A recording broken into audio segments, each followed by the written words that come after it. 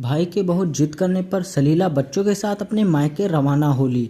विवेक जल्दी आइएगा, विवेक जल्दी आइएगा, और हाँ, बार बार फ़ोन कर जल्दी आने को कहते रहिएगा। सलीला, क्या हो गया है तुम्हें? अनुज कब से आने की जिद कर रहा है। जा रही हो तो कुछ दिन आराम से रह कर आओ। भाई है तुम्हारा, अचानक इतनी दूरी क्यों? आराम से रह कर आऊँ, क्या कह रहे हो? तुम्हें तो बस अपनी स्वतंत्रता से मतलब है, किसी दूसरे की भावनाओं से लेना देना नहीं। कह दिया ना, 2-4 दिन बाद वापस आने की जिद करना, बस यही एक कहना मान लो। रात की ट्रेन में विवेक ने सलीला व बच्चों को बैठा दिया। ट्रेन अगले दिन हैदराबाद पहुंचने वाली थी। न जाने कितने विचार सलीला के मन को बेचैन किए हुए थे। जल्दी सोने से सुबह जल्दी होगी, इस विचार से बच्चे सो चुके थे। ट्रेन के हर झटके से सलीला हर बार कुछ नया सोचने लगती। फ़ोन की घंटी बजी। हाँ जी विवेक, सोए नहीं? नहीं, मेरी याद। हाँ, अब बाकी तो ज़िंदगी में बचा ही क्या है। सुनो, ट्रेन समय पर चल रही है, सुबह जल्दी पहुंच जाओगे। ऐसा करता हूँ, अनुज को फ़ोन कर लेने आने को कह देता हूँ। नहीं नहीं, उसकी कोई ज़रूरत नहीं, मैं कैब बुक करवा खुद पहुंच जाऊंगी। आप सो जाइए, सुबह घर पहुंचकर बात करते हैं। फ़ोन रखा तो मन में कई सवाल जवाब तहलका मचा रहे थे। मन में पूरे समय मायके की यादें थी, माँ की आवाज़ थी। मैंने अनुज को बोला था कि ले आ बिटिया को, अकेले बच्चे और सामान लाना मुश्किल होगा। दुष्ट हिला भी नहीं। पहली बार थोड़ी आ रही है, सारे गली मोहल्लों से परिचित है। वो तो यहाँ की डॉन थी, अपने आप आ जाएगी। बातें याद कर एक हंसी सलीला के चेहरे पे दौड़ गई। अनुज की शादी के बाद सब कुछ कितना बदल गया था। माँ जब लाने को कहती तो कहता, माँ आ जाएगी ना, सालों से आ रही है। फिर कौन सा बैठने से पहले मुझे फ़ोन कर लेने आने को बोली थी। अरे दुष्ट, क्या कह रहा है? बहन है तेरी, कितनी खुशी होगी उसे अगर तू लेने गया तो। माँ, अब मेरी भी जिम्मेदारियाँ हैं, ये लेने जाना छोड़ना, इन सब के लिए मेरे पास समय कहाँ होता। जब एक शहर से दूसरे शहर आ सकती है तो स्टेशन से घर आने में क्या परेशानी। मना कर रहा है सलीला, कितनी बार बोला पर लेने आने को तैयार नहीं। मत कहा करो, अब वो भी बच्चा नहीं है, उसकी भी शादी हो गई है। मेरे जीते जीते मान जाता, बाद में मैं देखी जाती। जैसा रिश्ता निभाना है निभाते। छोड़ो ना माँ, क्यों बात का बतंगड़ बनाना।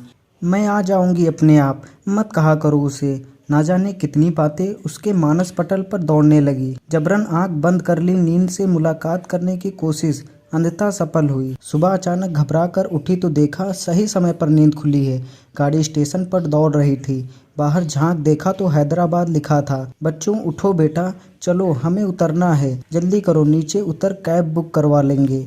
अलसाई आंखों से बच्चे अपना अपना सामान ले खड़े हो गए। मन में सोचने लगी, अभी तक माँ 10 फ़ोन कर देती थी, पता नहीं घर का माहौल कैसा होगा, जाते ही किससे सामना होगा, वो अपना सामान कौन से कमरे में रखेगी, और भी ना जाने क्या क्या। जैसे ही बच्चों को उतार अटैची बाहर निकालने लगी, अटैची का वजन कुछ कम सा लगा। ला मुझे दे दे, कुछ और सामान है तो वो भी ले आ। तो इतनी सुबह क्या ज़रूरत, पहले तो कहते कहते भी। औरों को उतरने दे, बाकी बातें आराम से बैठ कर करना। दोनों स्टेशन को चीरते हुए बिल्कुल मौन चलते रहे। बच्चे मामा से दुनिया भर की बातें करने में लग गए। सामान कार में रख अनुज ने सलीला के लिए आगे वाली सीट का दरवाज़ा खोल दिया। कैसी है? भाई के पूछते ही एक आंसू टपक पड़ा। मन आया सीने से लगाकर जोर जोर से रो दे। बहुत जल्दी पूछ रहा है कैसी है, लेकिन शायद उम्र की परिपक्वता गर्दन हिलाकर कहा, मैं ठीक हूँ। इतनी ठंड में लेने आने की क्या ज़रूरत थी? कल तक माँ लेने की जिद करती थी तो कहता था डॉन है, आ जाएगी। अब इतनी चिंता क्यों? अपनी डॉन पर विश्वास नहीं रहा। छोटे मोटे शिकवे शिकायतों में घर आ गया। घुसते ही देखा इन 2 सालों में काफ़ी बदल चुका था। माँ का तुलसी का परिंदा गार्डन में बीचों बीच सुंदर सी पेंटिंग से सजाया गया था।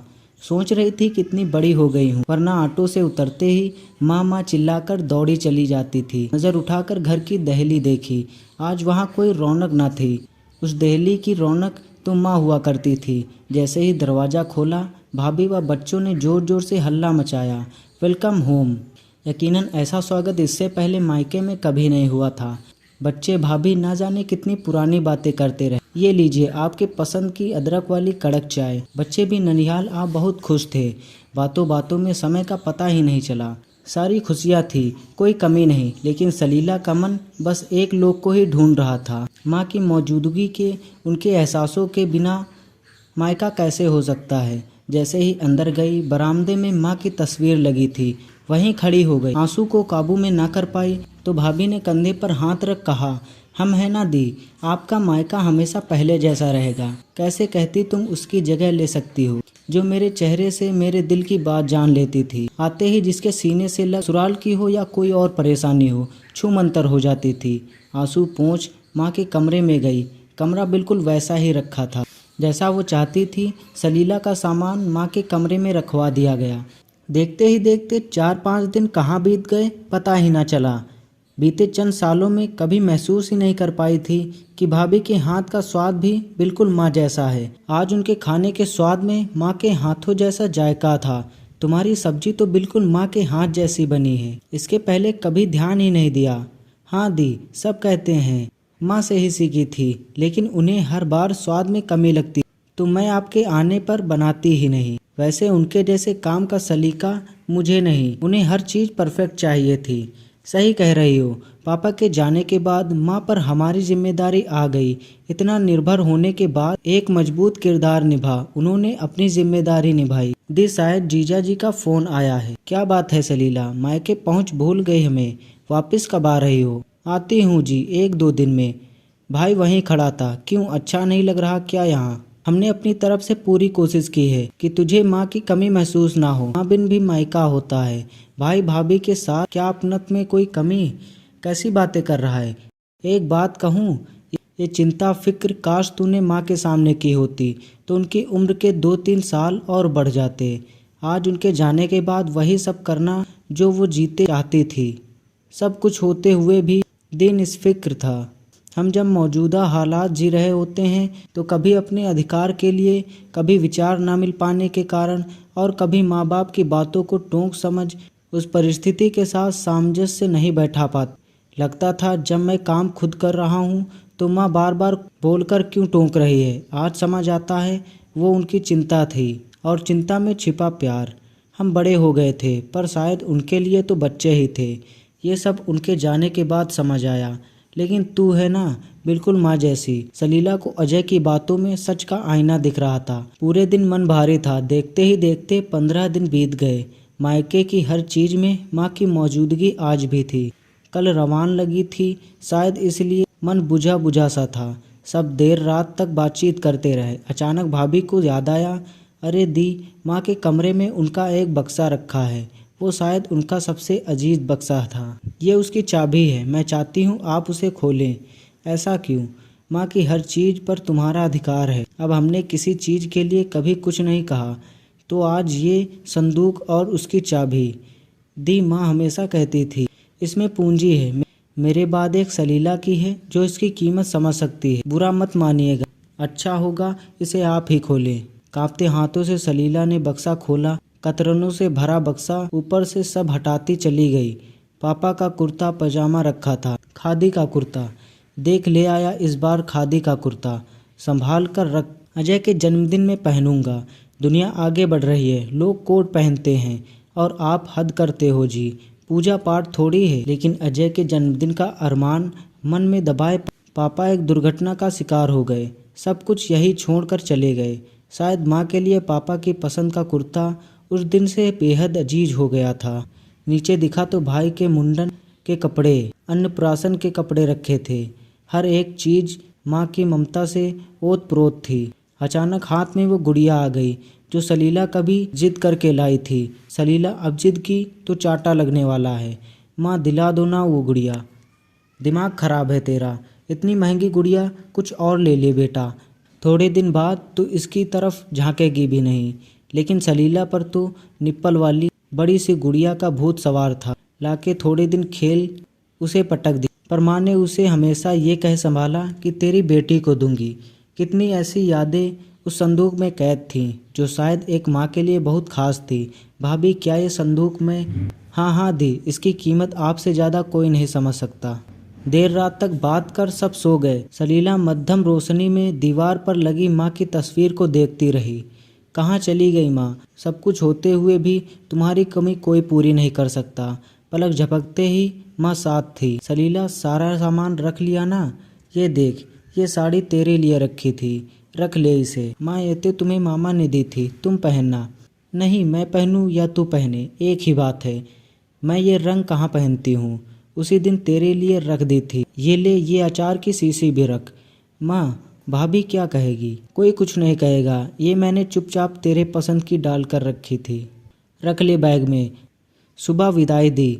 चुपके से पर्स निकाल एक रुमाल में लगी गांठ खोलने लगी और कुछ पैसे निकाल बिटिया के हाथ में रख दिए। ये क्यों माँ, इतना कुछ तो दे दिया है। मेरा आशीर्वाद है बेटा, अभी पापा होते तो बिना कहे कितना कुछ करते। चल जल्दी कर, कुछ खाए बिना घर से नहीं निकलने दूंगी। ससुराल में ऊंच नीच हो तो बात वहीं दबा देना, खुश रहना। और इतना कहे माँ ने प्यार भरी झप्पी दी थी। सलीला सलीला सोती रहेगी, ट्रेन का टाइम हो गया है। हाँ माँ, कहे जैसे ही आँख खोली भाभी सामने खड़ी थी।